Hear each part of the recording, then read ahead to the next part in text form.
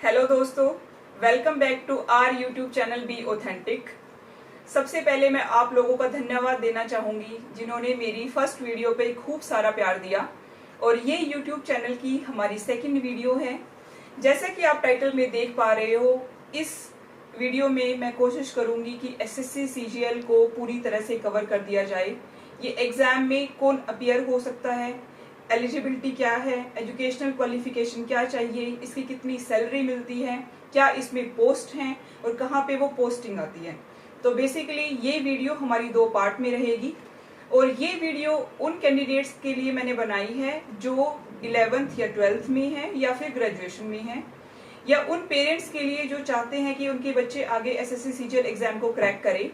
तो मैंने सारी इंफॉर्मेशन इस वीडियो में कलेक्ट करके आप तक पहुंचाने की कोशिश करी है ताकि आपको नोटिफिकेशन भी पढ़ने की जरूरत ना पड़े। तो SSC CGL staff selection commission combined graduate level examination, इस एग्जाम में अपीयर होने के लिए आप ग्रेजुएट होने चाहिए या फिर ग्रेजुएशन के लास्ट सेमेस्टर में होने चाहिए। और जब तक आप अपीयर होने के बाद अगर इसमें सेलेक्ट हो जाते हैं तो डॉक्यूमेंट वेरिफिकेशन से पहले आपके पास सारे डॉक्यूमेंट्स इसके होने चाहिए, आपके मार्कशीट आपके पास अवेलेबल होनी चाहिए। एसएससी सीजीएल दो टाइप की पोस्ट के लिए एग्जाम लेता है, group B and group C. Group B में कौन कौन सी पोस्ट आती है? Assistant account officer, assistant audit officer, assistant section officer, inspector central excise, preventive officer, examiner, sub inspector in central bureau of investigation CBI, inspector in central bureau of narcotics. तो इस तरह की आपकी जितनी पोस्ट है वो ग्रुप बी में आएगी और इंस्पेक्टर ऑफ इनकम टैक्स आपकी ग्रुप सी में आएगी। उसके अलावा ग्रुप सी की पोस्ट है अकाउंटेंट एंड ऑडिटर, जो आपकी सीएजी में और सीजीडीए में आती है। अगर हम पे लेवल की बात करें तो इसमें पे लेवल 4 से पे लेवल 8 तक की पोस्ट कवर होती हैं। तो बेसिकली आपके इसमें 5 लेवल तक के रिक्रूटमेंट एसएससी सीजीएल करता है और हर फिलहाल के ट्रेंड से देखें तो हर साल आपका एग्जाम होता है। बीच में जब आपका पैटर्न चेंज हुआ था तो उसकी वजह से थोड़ा सा डिले होने लग गया था, बट अब हम देख पाते हैं कि कॉन्टिन्यूसली एसएससी सीजीएल के एग्जाम होते हैं।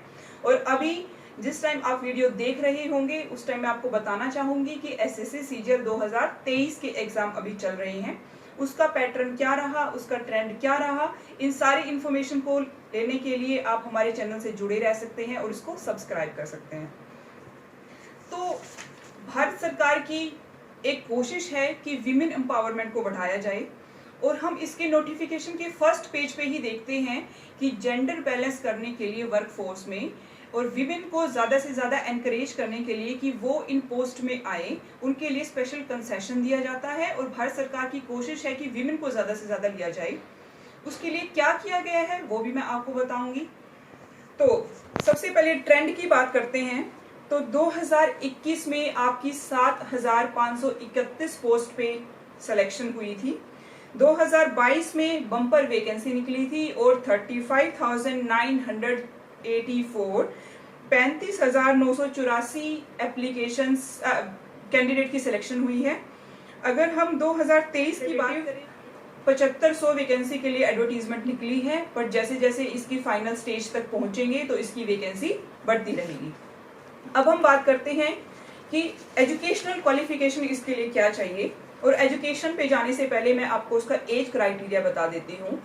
इसमें 18 साल से 30 इयर्स तक, मोस्टली जो हमारी पोस्ट हैं उसमें 18 साल से 30 साल तक जितने भी कैंडिडेट्स इस बीच में एज गैप में आते हैं तो वो सारे इसमें अप्लाई कर सकते हैं। कुछ पोस्ट हैं आपकी जैसे कि जेएसओ जूनियर स्टैटिस्टिकल ऑफिसर, तो उसके लिए आपकी एज 32 भी हो सकती है। इसके अलावा आपको जो एज रिलैक्सेशन मिलता है बेस्ड ऑन कैटेगरी, उसका भी फर्दर बाइफर्केशन मैं आपको बताती हूँ। अगर हम बात करें कि परमिसिबल एज क्या है, ये रिलैक्सेशन क्या है, तो वो एससी एसटी के लिए 5 इयर्स है कि जितनी आपकी एलिजिबिलिटी है उसके 5 इयर्स बियॉन्ड आप इस एग्जाम में अपीयर हो सकते हो। ओबीसी के लिए 3 इयर्स और फिजिकली हैंडीकैप के लिए आपकी 3 कैटेगरी बनाई गई हैं। जो candidates physically handicap general category के हैं उनके लिए 10 साल, जो फिजिकली हैंडीकैप ओबीसी में है उनके लिए 13 साल और जो SC ST में है उनके लिए 15 साल की रिलैक्सेशन है। और डिफेंस पर्सोनल के लिए 3 साल, और डिफेंस पर्सोनल जो आपका डिसेबल्ड है यानी फिजिकली हैंडीकैप है, जिनको हम दिव्यांग बोलते हैं, उनके लिए 8 साल की। और इसमें एक्स सर्विसमैन का भी एक कोटा है, रिजर्वेशन है, तो उसमें मैं एक बड़ा ही इंपॉर्टेंट पॉइंट आप लोगों को बताना चाहूंगी। ये इन्फॉर्मेशन आपको बहुत कम जगह पे देखने को मिलेगी कि एक्स सर्विसमैन के जो कैंडिडेट होते हैं वो सिर्फ ग्रुप सी के लिए एलिजिबल होते हैं। उनकी एलिजिबिलिटी ग्रुप बी में वो इस रिजर्वेशन का फायदा नहीं ले सकते। उनको रिजर्वेशन का फायदा सिर्फ और सिर्फ ग्रुप सी में मिलता है। उसके बाद अगर हम बात करते हैं तो इनकी 3 लिस्ट निकलती हैं। एक लिस्ट होती है आपकी जूनियर स्टैटिस्टिकल ऑफिसर के लिए, एक होती है आपकी AAO के लिए, और एक थर्ड जो लिस्ट होती है वो इन 2 पोस्ट के अलावा, इन 2 कैटेगरी के अलावा जो तीसरी वैकेंसी होती है एक उसके लिए होती है। तो अगर हम AAO की बात करें, जिसको असिस्टेंट ऑडिट ऑफिसर या असिस्टेंट अकाउंट ऑफिसर, तो उसके लिए आपकी क्वालिफिकेशन होनी चाहिए bachelor degree from any recognised university. ये आपकी मिनिमम क्वालिफिकेशन है। पर इसके अलावा अगर आप अकाउंट से या फाइनेंस से हो तो based on your number and your degree आपको प्रेफरेंस मिलेगी। सेकंड है आपका जूनियर स्टैटिस्टिकल ऑफिसर। तो इसके लिए जो कैटेगरी है, ये मेरी फर्स्ट पोस्ट थी। जैसे कि मैंने पिछली वीडियो में बताया कि 2016 में मुझे मोस्पी मिला था, ministry of statistics and programme implementation. तो इस पोस्ट के बारे में भी मैं आपको इन्फॉर्मेशन एक सेपरेट वीडियो में, डिटेल्ड वीडियो में बताऊंगी। अगर आपको इसकी इन्फॉर्मेशन चाहिए तो please comment in the comment section. GSO के लिए जो एजुकेशनल क्वालिफिकेशन है वो आपके 12th में 60% मार्क्स होनी चाहिए इन मैथमेटिक्स, एंड ग्रेजुएशन में आपके किसी भी सेमेस्टर में एक सब्जेक्ट स्टैटिस्टिक्स का होना चाहिए। उसके बाद है other than AAO and GSO, तो उसके लिए नॉर्मली आपकी एक ग्रेजुएशन की डिग्री होनी चाहिए किसी भी यूनिवर्सिटी से, रिकॉग्नाइज्ड यूनिवर्सिटी से, और उसके बाद आप इसमें अपीयर हो सकते हैं। और उसके बाद SSC हमारा डिफरेंट मिनिस्ट्रीज के लिए, डिपार्टमेंट के लिए, ऑर्गेनाइजेशन के लिए, कॉन्स्टिट्यूशनल बॉडीज के लिए, स्टैट्यूटरी बॉडीज के लिए एंड ट्राइब्यूनल्स के लिए रिक्रूटमेंट करता है। इसका मतलब है कि आप इन सभी ऑर्गेनाइजेशन में कहीं ना कहीं आप पोस्टेड हो सकते हैं। और एक और चीज बताना चाहूंगी कि इसमें आपकी सिलेक्शन या पोस्टिंग किसी भी एरिया में इंडिया की हो सकती है, तो उसके लिए भी आप अवेलेबल रहिए या तैयार रहिए। तो अब हम बात करते हैं कि हम इसके लिए अप्लाई कैसे कर सकते हैं। तो इसको अप्लाई करने का ऑनलाइन मोड होता है, और जिसमें आपके 2 पार्ट्स होते हैं, पार्ट 1 एंड पार्ट 2।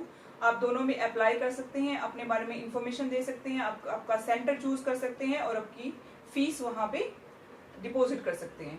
और अगर हम फीस की बात करें कि किस कैंडिडेट के लिए कितनी फीस SSC चार्ज करती है, तो जैसा कि मैंने आपको अपनी वीडियो के स्टार्टिंग में बताया कि इंडियन गवर्नमेंट कोशिश करती है कि ज्यादा से ज्यादा वीमेन पार्टिसिपेशन हो, वीमेन एम्पावरमेंट हो।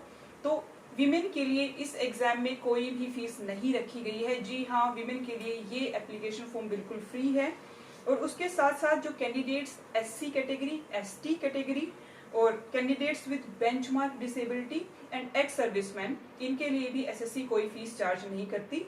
और जो जनरल मेल कैटेगरी का कैंडिडेट है उसके लिए मात्र 100 रुपी इसके लिए चार्ज किया जाता है। और ये सारी इंफॉर्मेशन SSC CGL के बारे में हमने आपको बताने की कोशिश करी।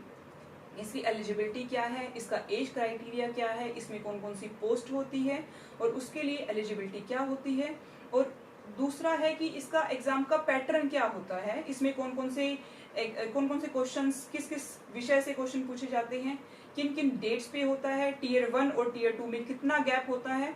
तो ये सारी इंफॉर्मेशन मैं आपको पार्ट 2 में बताऊंगी। तो उसको जानने के लिए हमसे जुड़े रहिए और लाइक करिए, शेयर करिए एंड सब्सक्राइब करिए, और आपके फ्रेंड्स और फैमिली के साथ इसको शेयर करिए, ताकि जो इसकी इंफॉर्मेशन को लेना चाहते हैं उसको बेनिफिट हो सके। और मेरे YouTube चैनल का एक मकसद है कि मैं ज्यादा से ज्यादा लोगों को हेल्प कर सकूं। तो इस मिशन में आप मेरा साथ दीजिए। Thank you so much.